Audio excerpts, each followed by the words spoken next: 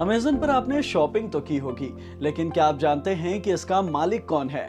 Jeff Bezos. ये दुनिया के सबसे अमीर व्यक्ति हैं। जेफ की कुल संपत्ति करीब 15 लाख करोड़ की है। तो हम आज आपको जेफ की कहानी क्यों सुना रहे हैं? क्योंकि जेफ बेजोस अमेज़न के सीईओ का पद छोड़ रहे हैं। 5 जुलाई को वो रिटायर हो रहे हैं। उनकी जगह लेंगे क्लाउड कंप्यूटर के बॉस एंडी जेसी। तो आइए मैं आपको जेफ बेजोस के एक आम बच्चे से दुनिया के सबसे अमीर व्यक्ति बनने की कहानी सुनाता हूँ। जेफ भले ही आज अरबों खरबों के मालिक हैं, लेकिन उन्होंने अपनी जिंदगी में काफी मुश्किलों का सामना किया। जब जेफ पैदा हुए थे, उस समय उनकी माँ हाई स्कूल में पढ़ाई कर रही थी। वो 17 साल की थी। जब जेफ 18 महीने के थे, तब उनके पिता उन्हें छोड़कर चले गए। तलाक के बाद जेफ की माँ सेक्रेटरी की नौकरी करके जेफ को अकेले पालने लगी। जेफ तब 4 साल के हुए तो उनकी मां ने एक क्यूबा के रेफ्यूजी माइक बेजोस से दोबारा शादी कर ली। जेफ को बेजोस नाम यहीं से मिला। जेफ को बचपन से ही नई नई चीजों को जानने का शौक रहा है। वो अपने खिलौनों को तोड़कर जानने की कोशिश में लगे रहते थे कि ये बने कैसे हैं, ये क्या हैं। हाई स्कूल के दौरान ही उन्होंने गैरेज से अपने पहले बिजनेस द ड्रीम इंस्टीट्यूट की शुरुआत की थी। इसके बाद जेफ ने इलेक्ट्रिकल इंजीनियरिंग और कंप्यूटर साइंस में बैचलर ऑफ साइंस की डिग्री ली और फिर 1986 में वे वॉल स्ट्रीट पहुंच गए। यहाँ जेफ ने कई कंपनियों में काम किया। लेकिन वो कहते हैं ना कि कहीं पहुंचने के लिए कहीं से निकलना जरूरी होता है। जेफ ने सोच लिया कि अब उन्हें दूसरों के लिए नहीं, खुद के लिए काम करना है।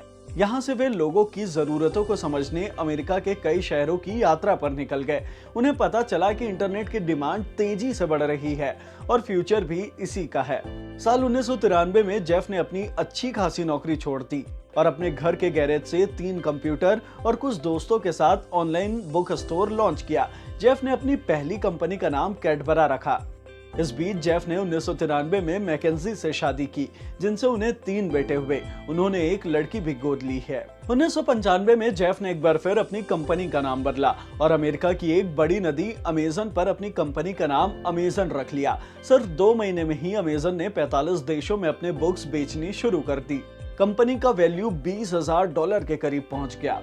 बस यही वो टेक ऑफ था जहां से अमेज़न नाम की फ्लाइट ने उड़ान भरी। इसके बाद अमेज़न पर अनगिनत सामानों की लिस्टिंग की गई और धीरे धीरे अमेज़न दुनिया की सबसे बड़ी ऑनलाइन शॉपिंग वेबसाइट बन गई। I know that if I am energized at work, happy at work, feeling like I'm adding value, part of a team, whatever energizes you, that makes me better at home. It makes me a better husband, a better father, and likewise, if I'm happy at home, it makes me a better employee.